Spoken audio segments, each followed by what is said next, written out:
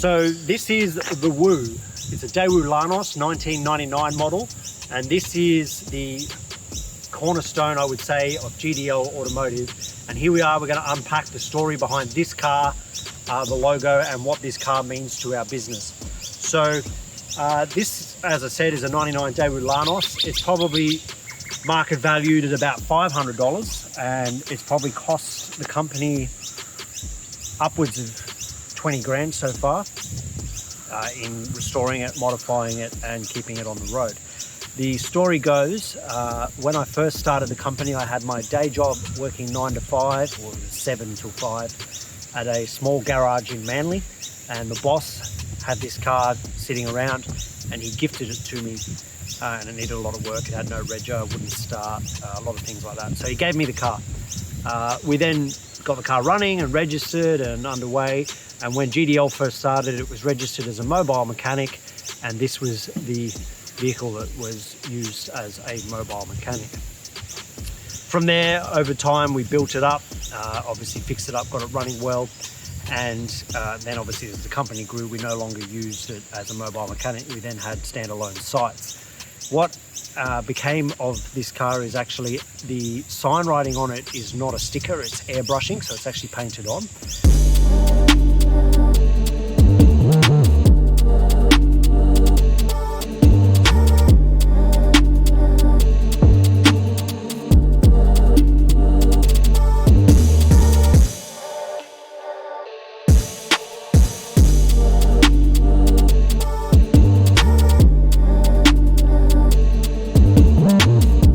I went to the artist who created that and said I wanted something like Disney Pixar cars. And he said he couldn't use Lightning McQueen and Mater and those kind of characters because it would be a breach of copyright. So he decided to create a caricature of this vehicle itself, which is now what the logo is, which you can see here on my shirt, is that caricature of this very car. So the downsides are I now have a $500 car that is the identity of our company that I can no longer get rid of. It's been airbrushed, so no one's going to buy it. So then we decided, well, now that we're stuck with this vehicle, we will keep it up to scratch as much as possible and create a story around it. So the next 5 or so years, whilst the company was still growing, we did everything to keep it on the road and then modify it as needed. So some of the key things that you'll see in this video, the rear brakes is probably the greatest modification outside of factory settings on the car. The Daewoo Lanos only came with drum brake rear end, which I wasn't happy with. I don't know how, it was years ago. I somehow got a hold of some information that Holden Astra rear brakes would bolt in. They sort of did. It wasn't a straightforward process, but it's got Holden TS Astra rear brake set up, which then allowed me to convert that to disc brakes. And as such, it's the only Daewoo Lanos that I'm aware of in the world that has disc brake rear end. The clearest and most dominant modification to the vehicle is the sign writing, which, as I said before, is airbrushed. This is the handiwork of David Brown, who's a very talented artist. All of this is actually airbrushed on and then clear coated over the top. The clear coating at the time was done by Ray Jenner Smash Repairs, who are no longer trading for a number of reasons.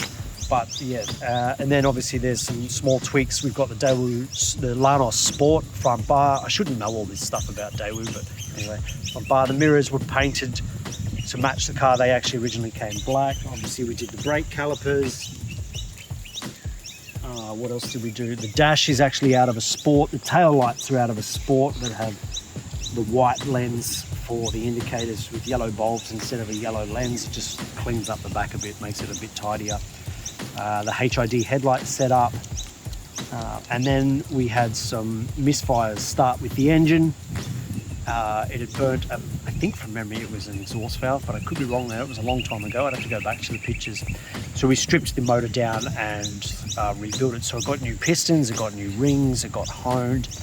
We machined both the block and the head within fractions of a millimeter of the maximum allowed capability.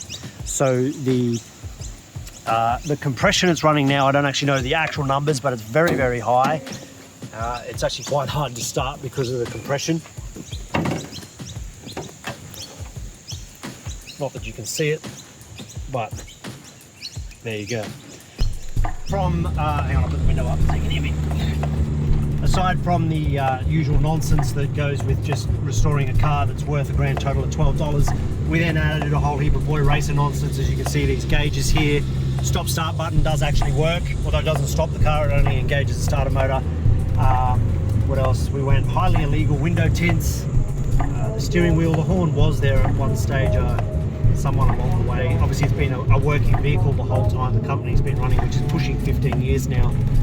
So a little bit of it's fallen into disarray. You can see here the dash is let go. I'm having trouble sourcing a new dash because no one really wants to part through Daewoo Lanos. I'm the only idiot that wants that stuff. So we may have to get something custom made or fiberglassed.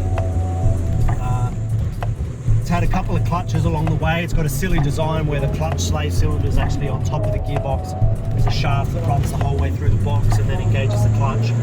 The pivot point at the top of that shaft is prone to breaking off, so we've had to reinforce that with a couple of really thick washers and weld it.